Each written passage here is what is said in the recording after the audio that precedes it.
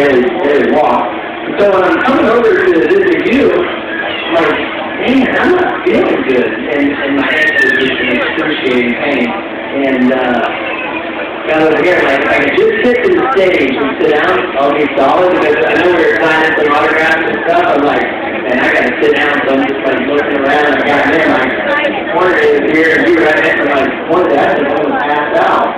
So, you know, cold, sweat. You were seeing steady, you were like, whoa. I mean, it was like, oh, after I took my glasses off and I wanted to see, am I maybe, am I just losing it? Or, like, I feel like I'm going to pass out. So, anyhow, but we're all here now, and I'm glad to be here. Well, Richie, you guys have to see Richie Carmichael. You're better than that, man. You know, here's why I like what you're doing. I like kids. I'm interviewing you. That's like you're not on my phone. You're interviewing Richie Carmichael. I mean, that's you are so legend. Did you ever think in your motocross career that you would be in NASCAR driving in a truck series? No, if you would have asked me this 2 years ago, I would have told you no way. You know, I definitely got to give a strong thanks to everyone involved. All the fans and everything, the great things that motocross and supercross gave me, and the recognition that it gave me, and Monster Energy, Turner Motorsports, obviously Chevy, and Chevy got right up the first truck I ever watched. 16 years old when I was into motorcycle racing, and it takes a group of people, but none of it would be possible without the support that I got, you know, in the name of motocross gaming. So I'm having a blast with it. Always have loved coming to Michigan. I was just doing an appearance over here in the Champions Club, and I tell you, man, every time I used to race in Pontiac Silverville, and that was one of the craziest places I would go. I mean, the fans are awesome, and they would just be into it, you know, I mean, just wild as all get out. As soon as we got out there, the kid parties were the best, and I think if you guys here in Michigan are just fun fans, and it's fun for someone like me who's been doing this for a long time, not necessarily NASCAR, but I was racing professionally for so long, and being in front of big crowds. Makes it fun, it's fun to come to, yeah, so before I go down to national fans, I'm going to ask you one question. The rush that you have in your motocross and supercross career, that's got to be crazy when you're like way out there, you're doing all these tricks and being crazy. Have you ever had that high in the truck, you know, in racing on four wheels, where you've been through, oh, absolutely, I had a rush like that every time before qualifying, every time before I go to make my mock run, you know, you're sitting in that, you know, sitting in your seat, all buckled in, you're out, your heart is pumping, and, you know, you're like, you got to go lay it on the line. And you know, it's high stakes, there's no doubt about it. Motocross, same thing, you know.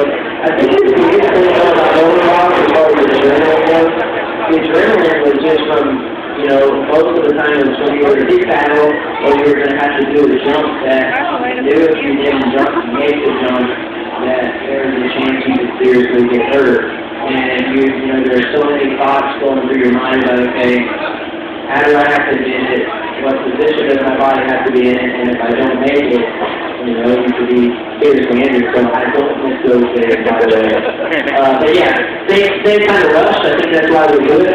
Someone asked me if they say, you know, what's the difference? Is it harder and two wheels? You get one control and two wheels or four and 2 hours somewhere. I'd say I feel more in control on 2 wheels because I've been doing this for 25 years, and I feel safer in 4 wheels, if that makes sense. Just because, you know, yeah, I'm in control when I'm out there, most, you know, 99% of the time. There are times when I feel like I feel so much safer. You know, that's the first thing that comes to mind. You know, you got to be in control out there, or in any motorsport, you're going to be flipping, crashing, doing all kinds of stuff. So that was my answer, and really happy to be here back in Michigan. Love coming here. Just as I told you guys, we had a great day today. Best day we've had since Daytona. We were 6th to first practice, and then 2nd to second practice, and that's what we did. You are a household name all over the world. I mean, literally, I mean, you're like super. Well, no, you are.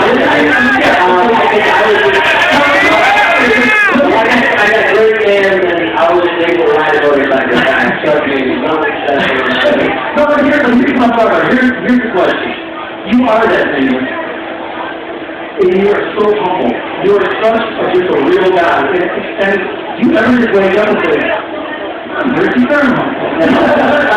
Well, I went through a stage in my life, I'd say 31 now, and I'd say I don't know, 19 or around there, making money and doing pretty good.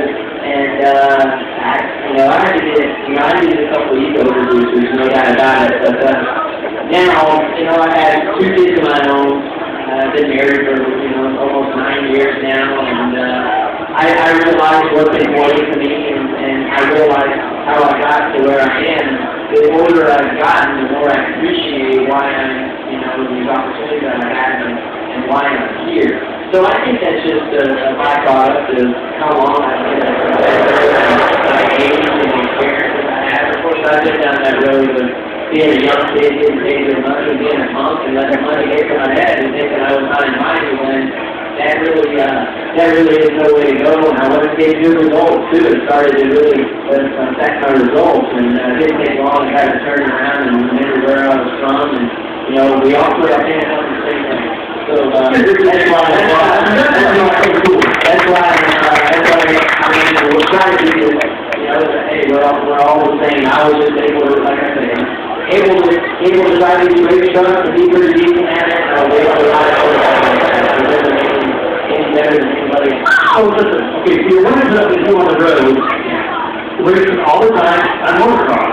What was it like when you got the call to race in a truck and you had to ask your wife, because I'm sure you had to do after, what was that conversation like when you said, hey, I'm retired, but I'm going to go back racing at the series? Yeah, she said, what? I thought you were done. Actually, now she just throws it back in my face, because last week, we went to test. This time we got our stuff turned around last week. All year, we've been struggling. We're far behind this year from where we were last year. And I know my racing practice better. I know I've gotten better as a racer. We just haven't been fast. And let's go test. Let's go back to what we had last year, where I was doing much better and had less experience. And that's what we did. We made changes. So I think the long story short, that was a Tuesday, right? So we were supposed to leave the track and go home Tuesday after the test. Couldn't get home. The weather was too bad. Well, that was Tuesday. Wednesday, I had to fly to Cleveland for Wednesday and Thursday to get a meeting with Savannah Gas Station sponsor of mine. And I didn't get to go home until Thursday. Let's see. So I went from Georgia to North Carolina, stayed at Holidays house because I couldn't get home before because the weather was too bad. So it gets better. So then you go to Charlotte, Cleveland, spend a day and a half there, come back. I had a meeting Friday morning in Charlotte, and then went to our beach house in Destin. Finally got home Monday afternoon. I told my wife, "Man, I'm so glad that she's home in another place." And she said, "I don't want to hear it. This is what you picked. You could have been retired and stayed at home all the time." Now, anytime I get on to travel or something doesn't work out, she says, "I don't want to hear it." So I tell you what, my wife's pretty cool. She lets me do my thing. This is my career. Not her. She's the same way in motocross and supercross, and we got to settle that. That's the way it needs to be. This is my work. I don't get with her to get her accolades and stuff, and she needs to go, so that's how we do. Are you superstitious at all? Oh, I used to be superstitious all the time, without a doubt. Used to wear the same color gear all the time, just until I finally fell and got knocked out. It used to be orange fox gear when I used to, when I was 2001. And then as soon as I got beat, all of that. We're not doing that anymore. But I used to always had to go to Outback Steakhouse the night before the race, and then finally got over that.